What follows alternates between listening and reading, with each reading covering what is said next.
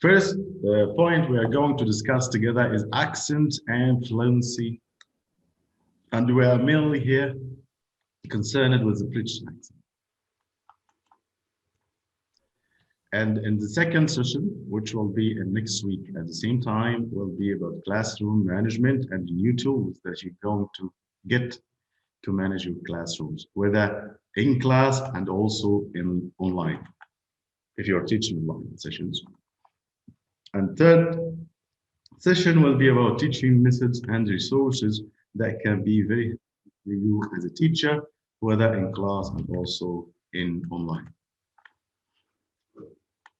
So let's start with the first one. Session one here today is about fluency. So what's fluency and what's the definition of fluency? As you know, you're all very respectful English teacher. So fluency is not only the ability to speak without hesitation and in a smooth way, but also we have fluency in reading. So we have fluent speaker and also fluent reader. Of course, fluent can read text without stopping only at the punctuation marks. Could you please raise your voice? Sure, of course. Thank you. So let's start with the fluency first. And I want you to know that fluency is more important to you as a teacher than the accent. And some of the native English teachers and speakers concerned that the topic of the accent in somehow could be a racist or some kind of racism topics also. So let's start with I will just start with the whiteboard here in order to start. It's talking about fluency. If you want to be fluent in English speaking, we must learn to use three things. Number one, short forms.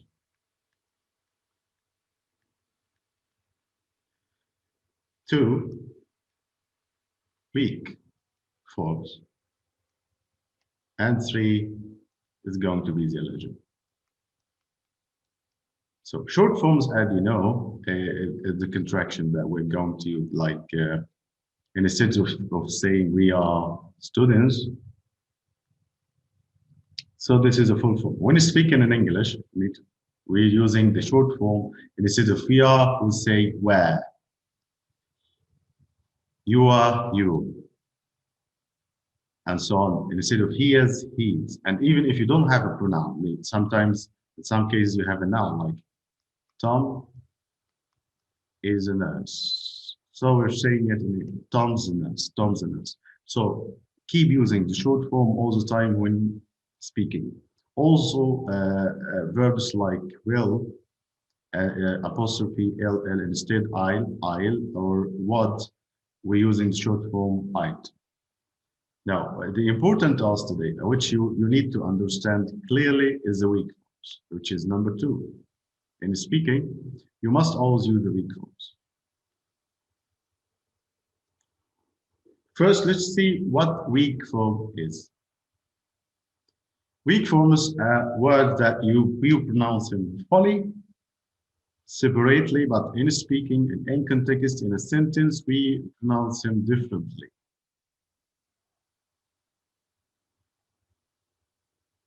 So, when shall we use the weak forms and when shall we don't? Most of the words that we call them grammar words, like preposition, for example, words like for, to, and so on, etc. Words like conjunctions also, like and, for example. Some words like auxiliary verbs, pronouns also, pronouns. These are all weak forms in speech. And we're going to see how we can pronounce these weak forms. Okay? Let's have an example now. Some words like are you coming today? Okay. What do you think the word that has weak forms in this one, in this question in front of you? If you know, please raise your hand. Which one may contain a weak form? We can pronounce them in weak form. Do you know? Yes. Yes, Imam, please. Are you? Yes, go ahead. Are you? Are and you. All right. How can we pronounce them? Are you coming today? So where is the weak form in are? Are you? That's right. So why we are using are in our pronouncing are in weak form? Because it's what? Hello. Yes. Auxiliary? Thank you very much. Yeah. Auxiliary verb. Exactly. And the main verb is coming, so pronounce it in a stressed way. So Yeah.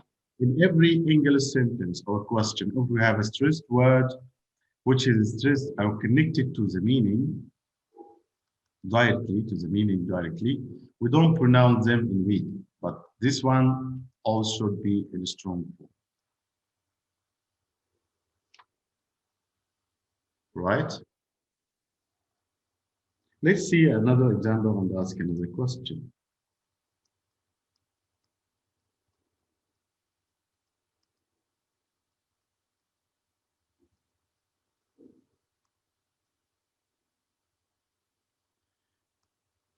If you can read this question in weak forms and elision, which is connected switch, please raise your hand.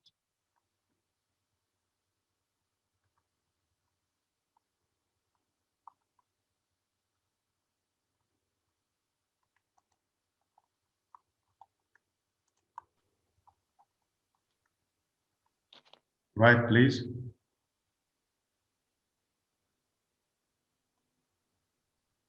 Hello. Yes. Go ahead. Can you read it? Yes. Do you want a cup of coffee? Do you want a cup of coffee? Thank So week in do and you and off. Do, you, You and off is weak. these are all. Do because auxiliary verb you pronoun of as a How can we do in weak? do you want a cup of coffee? Do or Do you want a cup of coffee? Do you want a cup of coffee? Wow, sound. Dear. So we pronounce them like this, both of them. Yeah. Using the elision also. So it will be dia one. Do you want? Do you want? A cup of coffee. And some native speak, for your own information, we only pronounce instead of like an A. So do you want a cuppa? Cuppa? Do you want a cup of coffee? Do you want a cup of coffee?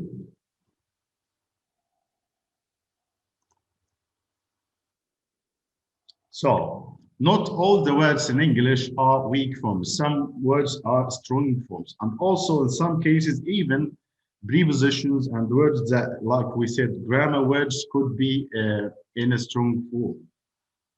Add the final position in a sentence or a question.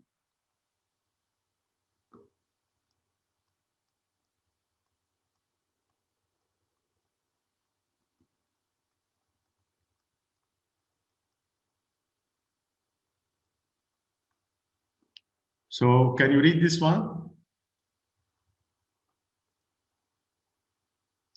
Please again raise your hand or unmute yourself.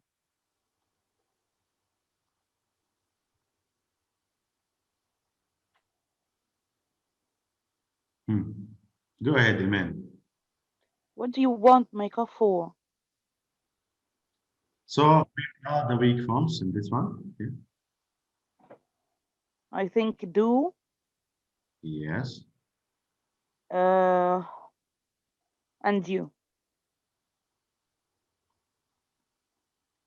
So And But for for here us. is not a weak form. And For for. no.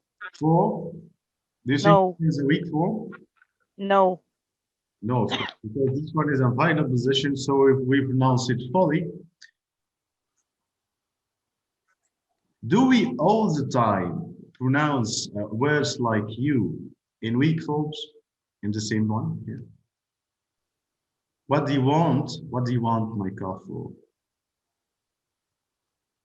I don't think so. If we wanted to stress the meaning of, or if the stress is gonna help the meaning, we will not pronounce it as a weak form. Always relate to the context. So in some Yes. cases here, if I'm asking, I want to stress, I can stress the word you. Mm. Or asking two people in front of you, for example. You ask a first question and you want to stress the one you are asking him, so you stress the word you. One more time.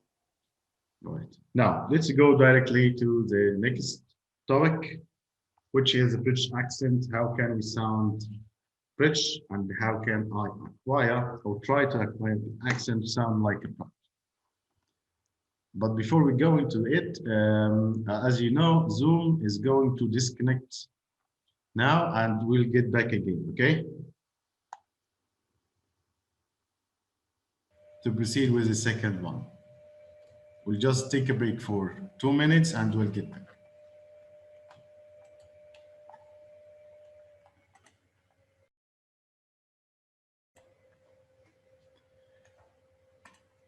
Right, hello, we're back again. I'm sorry for disconnecting. Now, before going to the British accent, talking about British accent, so let's see first what we're going to say about English language in general here. So, as you know, we are all teaching English language. And each language, not just English, consists of two important elements. The first one, we call it the core. This core, which you teach your students, consists of two things, the vocabularies and the grammar. So this is only one of the elements of the language. The other one, which, as you know, is skills. We divide the skills into two main sections. First one, we call it receptive skills, which are listening and reading. These two skills, you receive them mostly, and you don't require you effort to produce. While the other skills are productive skills, you must produce them yourself, which are writing and also speaking. Speaking. Yes, that's right. So working on these two skills, you must ask your students most of the time to work on them and try to do more practice, especially for listening. And if you want to get your students to work on listening, you must be aware of 3 steps. First step, during your teaching, you must ask, or during the course period, you must ask your students first to listen only, because you're giving them some kind of exposure to the language. That's it. This is your target. Expose them to English as much as you can. So he can listen during walking in the streets, traveling around, going to anywhere. Just listen. You don't need to concentrate. You don't need to understand fully what you are listening to. You only expose his earrings and his mind to the English language. In second step, and you can ask him to listen and answer 3 simple questions. What they are talking about, when and where. if we have a place. So what is the topic, when they are talking, what time and where exactly the conversation take place. That's it. This is what he wants to do. In the third one, you must ask your students to listen, and this one is very important and very critical if you want your students to be fluent or even to acquire an accent. Listen and dictate. You'll ask them to use some subtitles videos in order to listen and write down on a blank paper what they are listening to. And then compare what they have written with what's on the video if they are using the video. In some cases, we have some application we use for the dictation here, like in our center. This application called More. You can look for it online if you want. It's a very helpful and very useful application for your student to learn how to dictate and to acquire British accent. And this one also is from Cambridge University, of course. Now, let's get to the British accent. How can I sound like a Brit? There are three main sounds you should learn how to use in order to sound like a Brit. The first one is A, or A in American, A in British.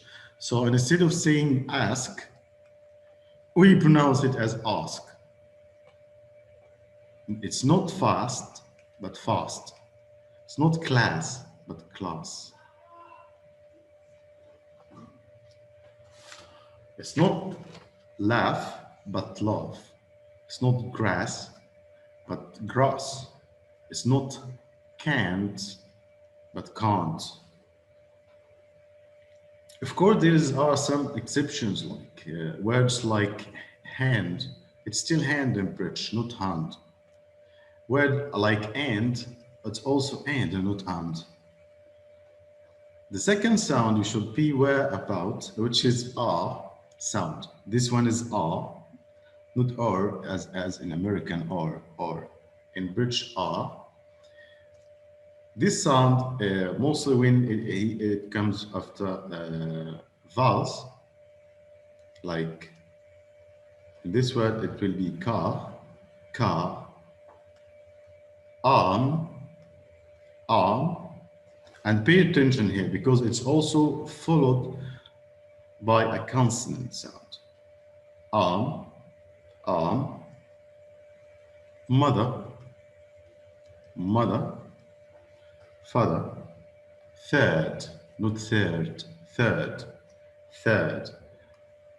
While in a word like this one, here we have a vowel sound after it. So we pronounce it like in American, favorite. So this is, you can say the strong pronunciation. While in the others, we pronounce it in a weak form or not pronounce it clearly. The third one is T. Yes, let's see, Saeed Al-Fatah, do you have a question? Please go ahead. Saad? Hello, Saad? We're listening. Do you have a question, sir? All right. Would you like to share anything with us?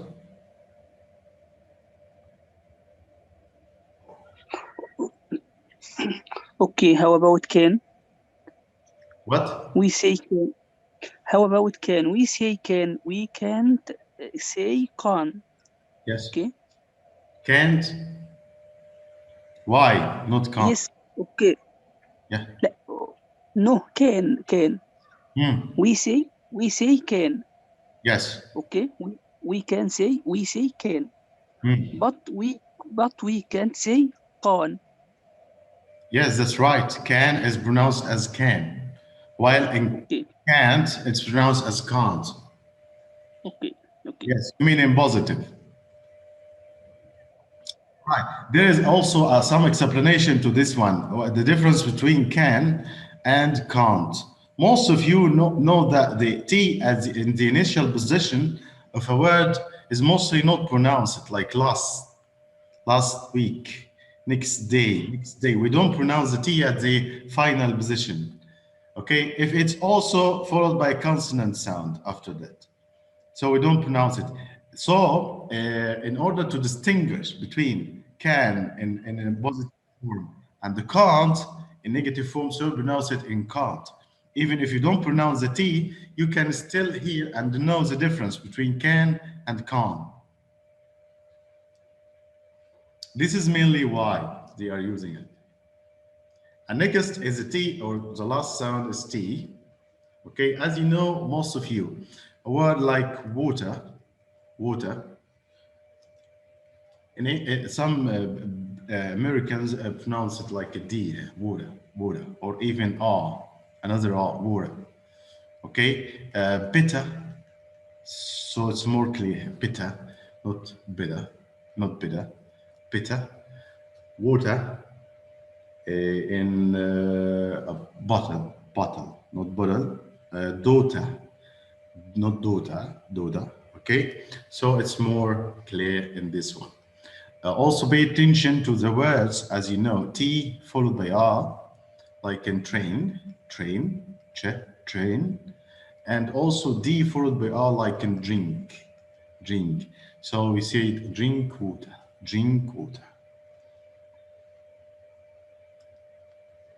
So let's try it now to read get some example here. Like we.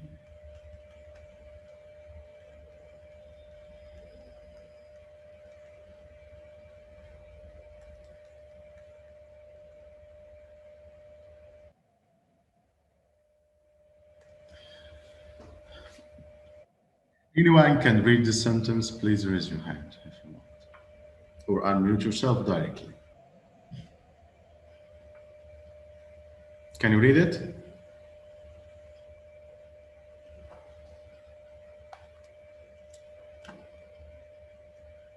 Adel, can you read it? Nada? Okay.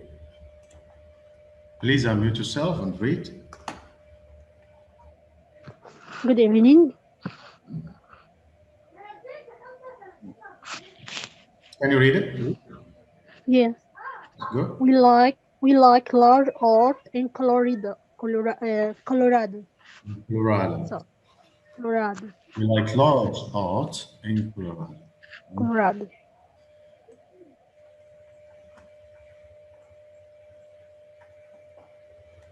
All right. Saad, can you unmute yourself, please?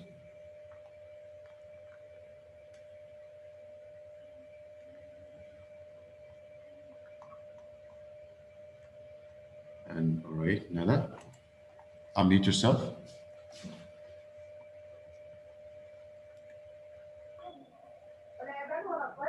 Read, please.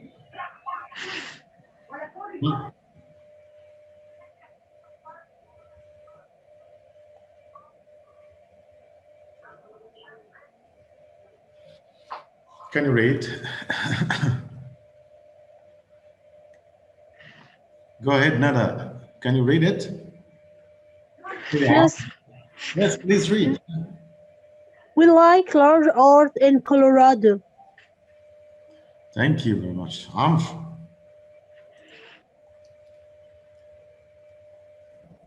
Yep.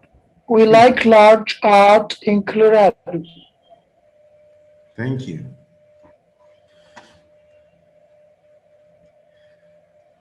Right. Naqa, can you read this question here? How are you? Again, try again. How are you? Thank you. Who else can read this question here? Amr. Yeah. How are you? Excellent. Thank you. So it's how are you? How are you? How are you? You, as you know, you pronounce it you're good, you're nice, you're great. Okay? Some people here will pronounce these two together like you, like this. You, in short form. You're good. You're good. And also some native speakers, they don't even pronounce the R, especially the American. You're good. You're great. You're not.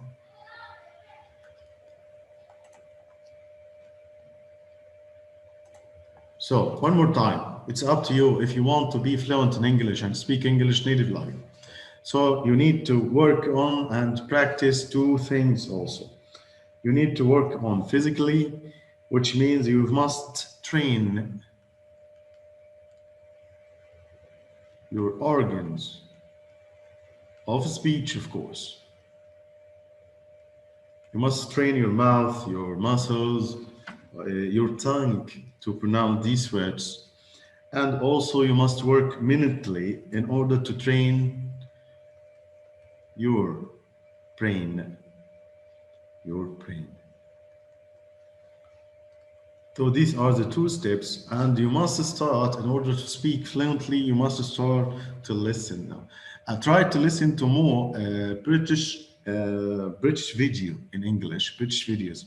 When you listen again, this time you will understand why do these people pronounce these words, or why are they talking like that. So this is mainly it.